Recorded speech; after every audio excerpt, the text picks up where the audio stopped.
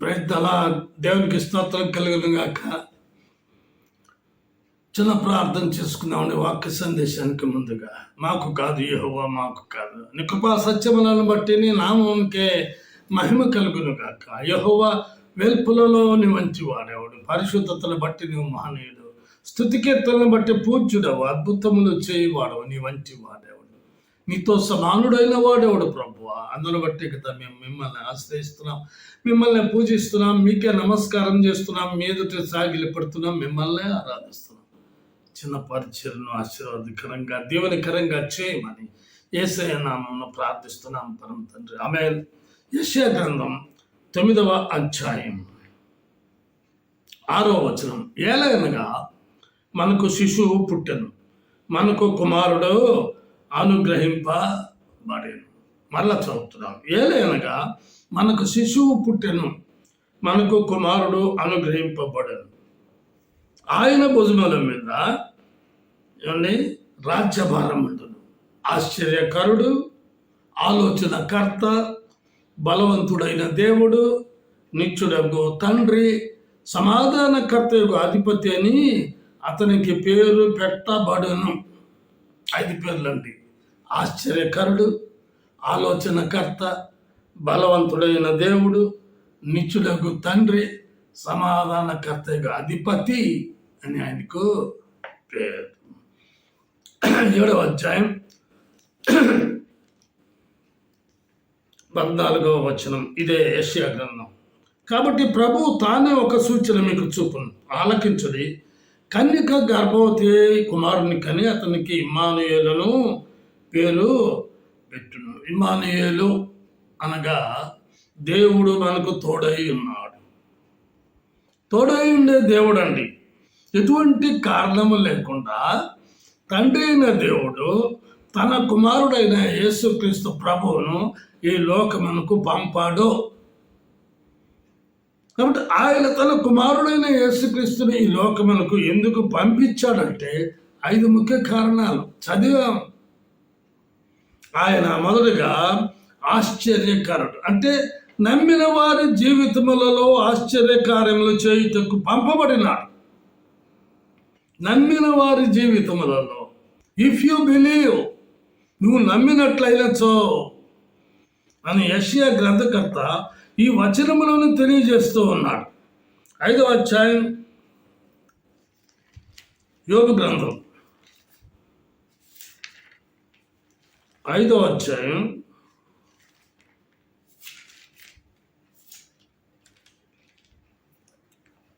9వ వచనం. ఆయన పరిశోధింపజాలని మహాకార్యములను, లెక్కలేనన్ని అద్భుత క్రియలను చేయువాడు. 1, 2, 3 ఎనండి, లెక్కలేనన్ని అద్భుతమైన కార్యాలు చేయి దేవుడు. ఈ సృష్టి ఒక అద్భుతం కాదా? ఆదికాండం 1వ అధ్యాయం గారు చూసినట్లయినచో సృష్టి కార్యక్రమం అసలు ఇప్పటికీ కూడా అనేకులకు అర్థం కావటం లేదు. సూర్యుడు ఎలాగ వేలాడుతున్నాడు, చంద్రుడు ఎలాగ వేలాడుతున్నాడు, నక్షత్రాలు ఎలాగ ఉన్నాయి, ఆకాశంలో శూన్యములో ఉన్నాయి అవన్నీ, భూమి ఎలాగ నీళ్ళలో మరి బంధింపబడి ఉంది. యోబుతో చాలా ప్రశ్నలు దేవుడు మాట్లాడాడు. నువ్వు చూచావా భూమికి పునాదులు వేసినప్పుడు అని అంటాడు. కాబట్టి ఎంత బరువైన భూమి, ఎన్ని తుఫాన్లు వచ్చినా, ఎన్ని భూకంపాలు వచ్చినా స్థిరంగా ఉంది కాదంటారా? మరి ఇది అద్భుతం కదా. మనం 136వ కీర్తనలో కానీ చూసినట్లయితే, కీర్తనల గ్రంథం 136వ అధ్యాయంలో 4వ వచనం నుంచి 9వ వచనం వరకు నేను చదువుతున్నాను. ఆయన ఒక్కడే మహాశ్చర్యకార్యములు చేయువాడు, ఆయన కృప నిరంతరము ఉండను. తన జ్ఞానము చేత ఆయన ఆకాశమును కలుగజేసను, ఆయన కృప నిరంతరం ఉండను.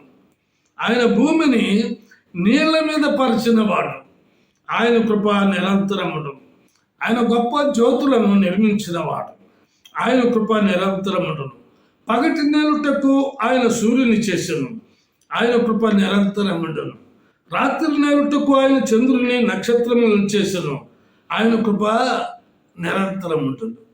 ఇలాగా చదువుకుంటూ పోతే ఎన్నెన్నో అద్భుతాలు ఇశ్రాయేలు యొక్క జీవితాల్లో ఆయన చేసి ఫరో యొక్క బానిసత్వం నుండి, ఐగుప్తు బానిసత్వం నుండి విడిపించినటువంటి దేవుడు.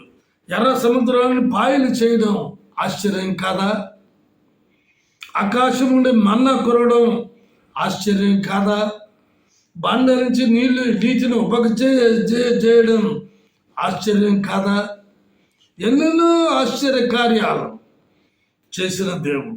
మరి నీ జీవితంలో నువ్వు నమ్ముకున్నటువంటి ఆ దేవుడు ఆశ్చర్య కార్యాలు చేశాడా? ఎన్నో చేసి ఉండవచ్చు. చూడండి, మత్తయి సువార్త 4వ అధ్యాయంలో 24-25 వచనాలు. ఆయన కీర్తి సిరియా దేశమంతటా వ్యాపించెను. నానా విధములైన రోగముల చేతను, వేదనల చేతను పీడింపబడిన వ్యాధిగ్రస్తులనందరినీ, దయ్యం పట్టిన వారిని, చాంద్ర రోగులను, పక్షవాయువు గల వారిని వారు ఆయన యొద్దకు తీసుకుని రాగా ఆయన వారిని స్వస్థపరిచెను. అంత గొప్ప సంగతి అండి. అందుకే గలిలయ, దెకపొలి, యెరూషలేము, యూదయను ప్రదేశముల నుండి యోర్దానుకు అవతల నుండి బహు జనసమూహములు ఆయన్ను వెంబడించినారు. కారణం, ఆయన ఆశ్చర్యక్రియలు చేయదగిన దేవుడు, ఆశ్చర్యకరుడు. రెండవదిగా గమనించినట్లయినచో యెషయా గ్రంథం 9వ అధ్యాయం 6వ వచనంలో ఆలోచనకర్త. చూడండి, మానవుల యొక్క ఆలోచన ఎలా ఉంటుందండి? సామెతల గ్రంథం 10వ అధ్యాయం 20వ వచనం, నీతిమంతుని నాలుక ప్రశస్తమైన వెండి వంటిది, భక్తిహీనుల ఆలోచన పనికి మాలినది. భక్తిహీనుల ఆలోచన పనికి మాలినది. లోకంలో కుళ్ళు కుతంత్రాలతో నిండిన ప్రజలను మనం చూస్తూ ఉన్నాం కదంటారా? అందుకే కీర్తన గ్రంథం 1వ అధ్యాయములో దుష్టుల ఆలోచన చొప్పున నడువక, దుష్టుల ఆలోచన చొప్పున నడువక. కాబట్టి మానవుల యొక్క ఆలోచన పనికి మాలినది. ఆనాడు వీళ్ళని మరి పాపంలోనికి ప్రవేశింపచేయొచ్చని సాతానుడు సులువుగా అవ్వతో మాట్లాడినాడు. దేవుని యొక్క మాటలను నిర్లక్ష్యం చేసి సాతానుడు చెప్పినటువంటి మాటలకు లోబడి ఆలోచనలకు విధేయురాలై అలాగూ తినవద్దన్న పండును మరి వెళ్ళి కోసుకొని తిని మరి భర్తకుని ఇచ్చి శాపాన్ని కొని తెచ్చుకున్నారు. అయితే యేసుక్రీస్తు యొక్క ఆలోచన ఎటువంటిదంటే పాప క్షమాపణ. పాపికి క్షమాపణ ఇచ్చే దేవుడు, పాపికి రక్షణను, మారు మనసును అనుగ్రహించుటకు వచ్చాడు. ఆయన ఎందుకు వచ్చాడు? పాపిని క్షమించటానికి, పాపికి మారు మనసు అనుగ్రహించడానికి వచ్చాడు. మార్కు సువార్త 1వ అధ్యాయం 15వ వచనం, కాలము సంపూర్ణమైనది, దేవుని రాజ్యము సమీపించి ఉన్నది, మారు మనసు పొంది సువార్తను నమ్ముడని చెప్పొచ్చు, దేవుని సువార్త ప్రకటించచ్చు, గలిలయకు వచ్చాను. ఎవరండి? యేసే. యేసైతే ఈ లోకానికి మరి పంపబడినాడో ఆ యేసు యొక్క ఆలోచన ఏంటంటే మారు మనసు పొందుడి, దేవుని రాజ్యం సమీపిస్తున్నది, కాలం సంపూర్ణమైనది, చాలా దగ్గరలో ఉన్నామండి దేవుని రాజ్యం. అతి త్వరలో ఈ 3000 ఇప్పటికే 2023 ఈ నెలలో ముగుస్తుంది, 24లో ప్రవేశించబోతాము. మరి ఇక 3000 సంవత్సరం లోపుగా ఆ మధ్య కాలంలోనే దేవుని యొక్క రాకడ సంభవించబోతూ ఉన్నది. ఆయన ఆలోచన నీవు నేను మరి రక్షించబోటకే కానీ నశించుటకు కాదు. చూడండి, లూకా సువార్త 5వ అధ్యాయం 31, 32 వచనాలు చదువుతున్నాను.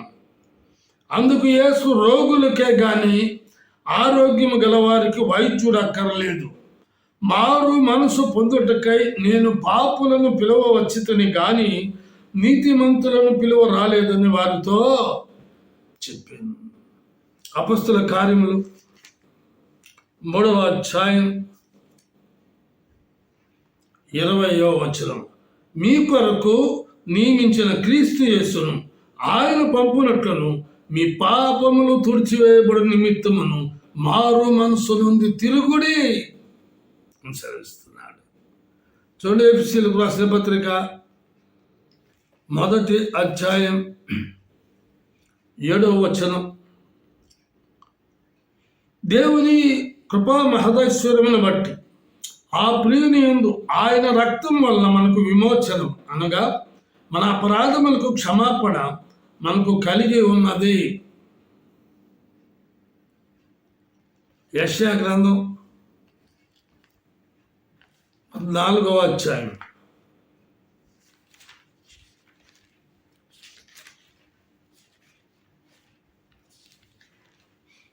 26, 27 వచనాలు చదువుతున్నాను. సర్వలోకమును గూర్చి నేను చేసిన ఆలోచన ఇదే, జనములందరి మీద చాపబడ్డ బాహువు ఇదే, సైన్యములకు అధిపతియగు యెహోవా దాన్ని నియమించి ఉన్నాడు. రద్దుపరచగలవాడెవడు? బాహువు చాచినవాడు ఆయనే, దాన్ని త్రిప్పగలవాడు ఎవడు? ఇదే యెషయా గ్రంథం 65వ అధ్యాయం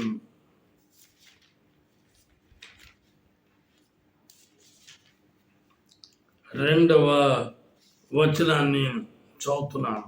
తమ ఆలోచనలను అనుసరించి చెడు మార్గమున నడుచుకొనుచు లోబడని వల్లని ప్రజల వైపు దినమంతయు నా చేతులు చాపుచున్నాను.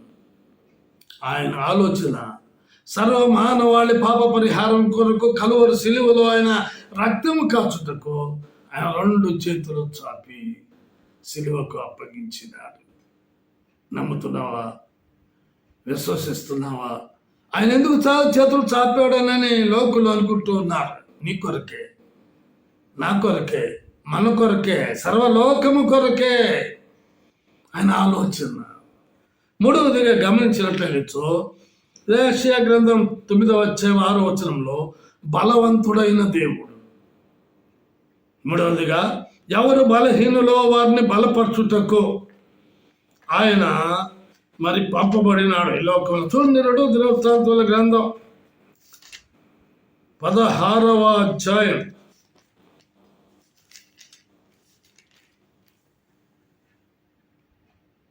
9వ వచనం. తన ఎడల యథార్థ హృదయం గలవారిని బలపరచుటకై యెహోవా కనుదృష్టి లోకమందంతట సంచారం చేస్తున్నది.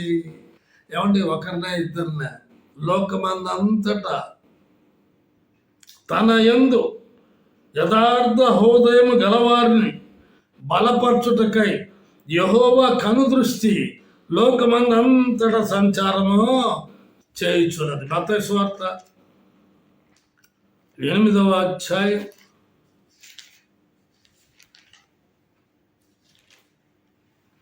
2-3 వచనం. ఇదిగో కుష్ఠరోగి వచ్చి ఆయనకు మ్రొక్కి, ప్రభువా నీకిష్టమైతే నన్ను శుద్ధినిగా చేయగలవన్నాను. అందుకు ఆయన చెయ్యి చాపి వారిని ముట్టి, నాకిష్టమే, శుద్ధుడవు కమ్మని చెప్పగా తక్షణమే వాని కుష్ఠరోగము శుద్ధి అయ్యను. మార్కు సువార్త 2వ అధ్యాయం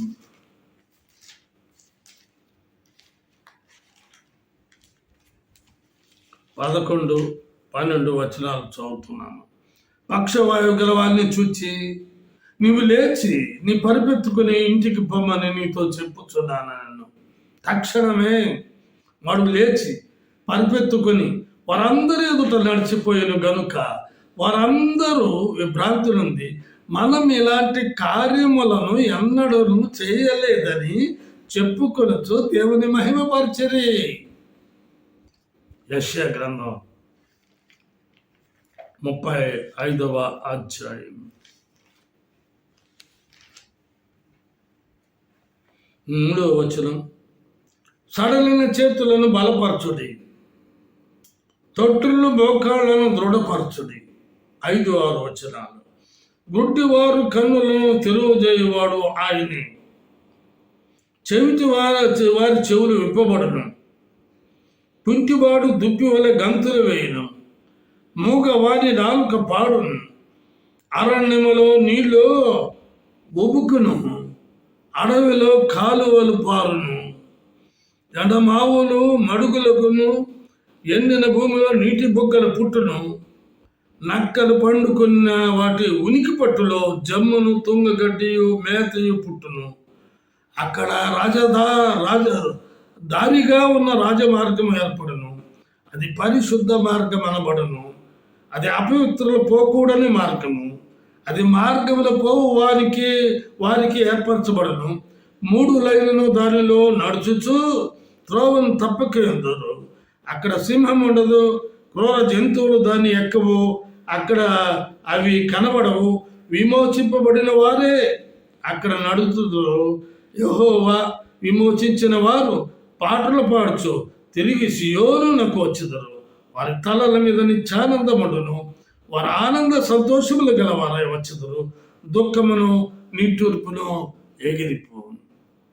కాబట్టి ప్రతి ఒక్కరిని బలపరిచేటువంటి దేవుడు. 4వదిగా ఇదే యెషయా గ్రంథం 9వ అధ్యాయం 6వ వచనంలో నిత్యుడగు తండ్రి. యోహాను సువార్త 3వ అధ్యాయం 16వ వచనం. దేవుడు లోకమును ఎంతో ప్రేమించాడు కాగా ఆయన తన అద్వితీయ కుమారునిగా పుట్టిన వారి యందు విశ్వాసముంచు ప్రతి వాడును నశింపక నిత్య జీవం పొందినట్లు ఆయనను అనుగ్రహించెను. 17వ అధ్యాయం యోహాను సువార్త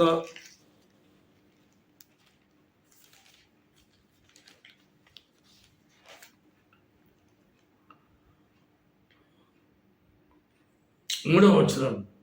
అద్వితీయ సత్య దేవుడు అయిన నిన్నును నీవు పంపిన యేసుక్రీస్తుని ఎలుగుటే నిత్య జీవము. కాబట్టి నిత్యుడకు తండ్రి తన కుమారుడు అయిన యేసుక్రీస్తు ప్రభుని ఈ లోకంలోకి ఎందుకు పంపించాలంటే నిన్ను నన్ను అందరినీ లోకంలో ఉన్న వారందరినీ కూడా నశించిపోయే వారిని కూడా వెతకి రక్షించి నిత్యము ఆయనతో కూడా నివసించాలి అన్న తలంపు కలిగినటువంటి వ్యక్తి యేసు ప్రభు. మనకే నిత్యము ఈ లోకం శాశ్వతం కాదు, శాశ్వతమైనది ఆయన రాజ్యం.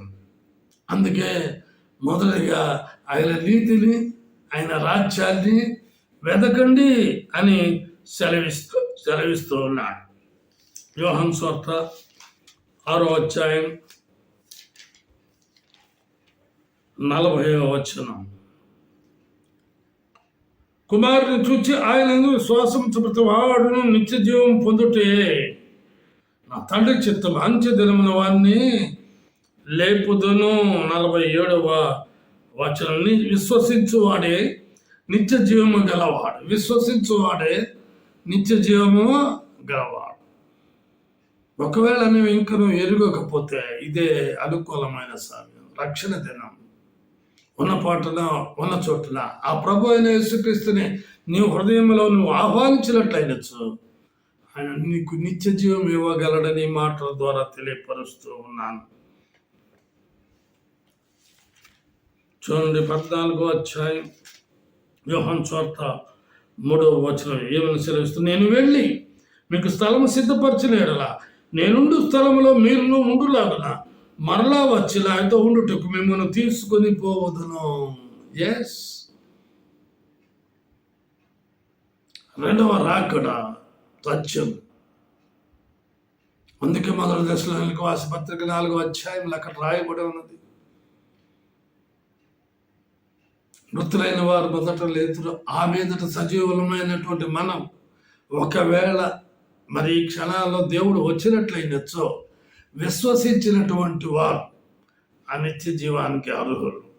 5వదిగా యెషయా గ్రంథం 9వ అధ్యాయం 6వ వచనం చెప్పబడినట్లుగా సమాధానకర్తయగు అధిపతి అని ఆయనకు పేరు.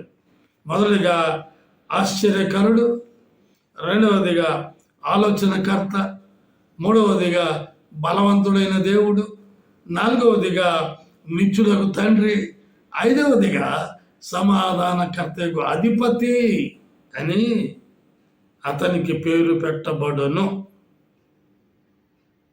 ఓ పాట ఉందండి, ఈ పాట మరి నేను పాడటం లేదు కానీ ఆ వచనాలు తెలియపరుస్తున్నాను.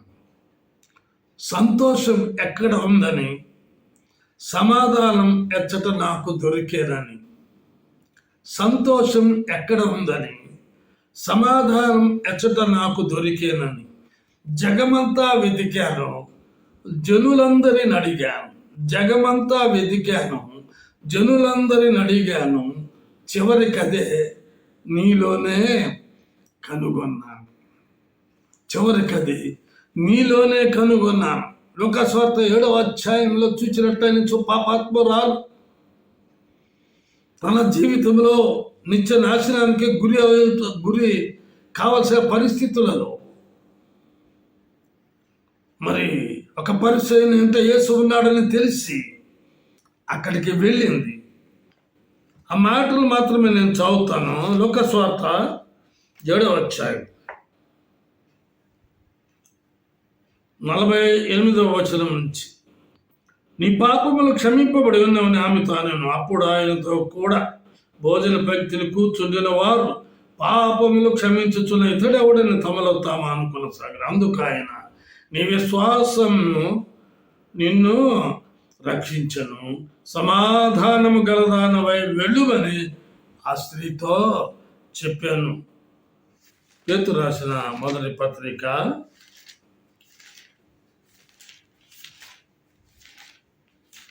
5వ అధ్యాయం 14వ వచనం, క్రీస్తునందున మీకందరికీ సమాధానము కలుగునుగాక. ఆమేన్. ప్రార్థన చేసుకున్న ప్రేమ నమ్మకం గల మా ప్రియ పరలోకపు తండ్రి, మనకు శిశువు పుట్టెను, మనకు కుమారుడు అనుగ్రహించబడెను అన్న సత్యాన్ని ఇది మీరు ప్రభా తెలియపరిచిన విధానం బట్టి స్తోత్రాలు చెల్లించుకోవచ్చు. ఒకవేళ ఎక్కడో ఎరుగకున్నట్లయినచ్చు ప్రభా, అట్టి వారికి మీ కృపను అనుగ్రహించి మీ సత్యాన్ని తెలుసుకుంటూ సహాయం చేయమని యేసు శ్రేష్టమైన నామములో ప్రార్థిస్తున్నాం పరమ తండ్రి. ఆమేన్. తిరిగి వచ్చే వారం కలుసుకుందామండి. అంతవరకు సెలవు. దేవుడు